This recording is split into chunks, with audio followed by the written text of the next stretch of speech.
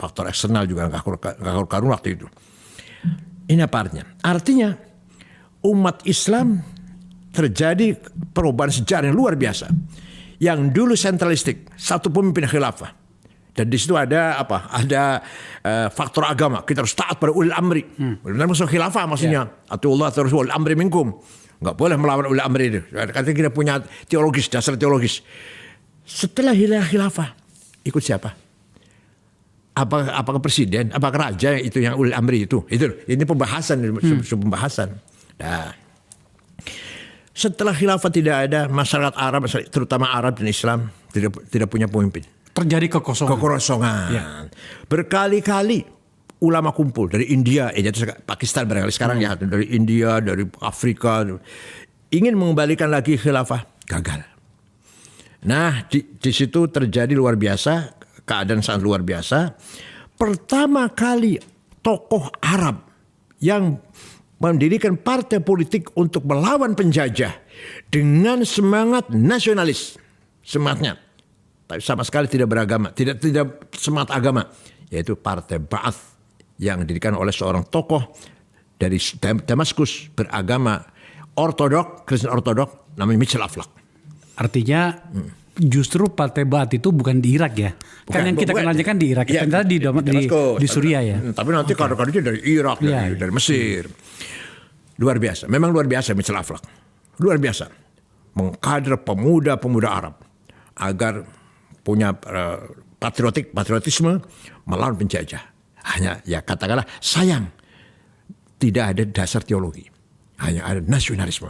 Karena persis konsepnya mengadopsi dari Ernest Renan, ya, yang menulis buku tahun 1895 What is a Nation. Nah, terjadi situ perpecahan pemikiran dalam umat Islam. Ada yang terbuka, oke lah nasionalisme asal kita tetap beriman pada Tuhan. Ada yang menolak. Ini yang datang dari luar, harus kita tolak. Ya, itu ringkasnya. Atau kembali ke sejarahnya begini. Setelah Ba'ath berkembang, mulai lahir pemimpin-pemimpin Ba'ath, Jamal Nasir, Sa'ad Zaglul, Ahmad Urabi, itu yang di Mesir, yang di Irak, Hasan Bakar, nanti akan punya murid Saddam Hussein. Yang di Suriah, Abdul Karim Qasim nanti akan punya murid anak buah Hafid Asad. Dan di Sudan dan di Arab semuanya lah, Muammar Gaddafi, Abdul Salam Jalud, Habib Bourguiba, para ulama atau aktivis Muslim baru sadar, iya ya, kita juga harus bergerak, harus bangkit dong. Masa tidur? Ayo kita bikin partai politik. Maka ada seorang ulama keluar, alumni Al-Azhar tapi asal dari Maroko, namanya Syekh Hasan Al-Banna. Dengan teman-temannya membantu partai politik namanya Ikhwanul Muslimun.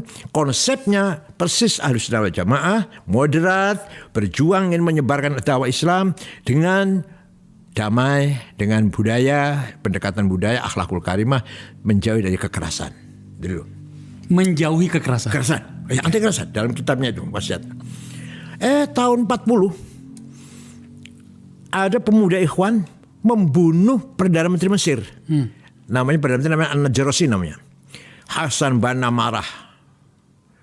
Bukan begini yang saya maksud, bukan ini yang saya maksud bergerak atau bangkit, bukan. Kamu tuh bukan bunuh Perdana Menteri, bunuh saya kamu itu.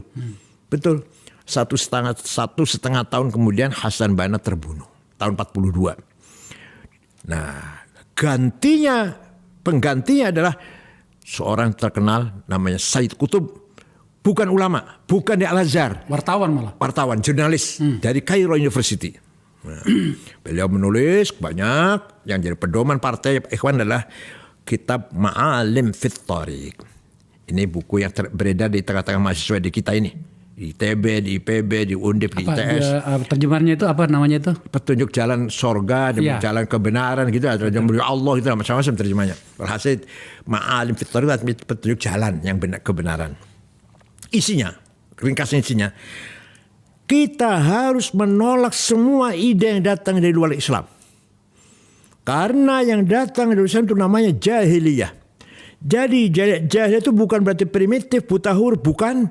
Tapi dia adalah sistem pemerintahan, sistem politik yang tidak berdasarkan Quran dan hadis. Itu namanya jahiliyah. Apa itu contohnya? Ringkat cerita, komunisme, kapitalisme, sosialisme, nasionalisme juga jahiliyah. Bahkan nasionalisme pun dianggap jahiliyah. Nah itu di situ luar biasa. Luar biasa apa?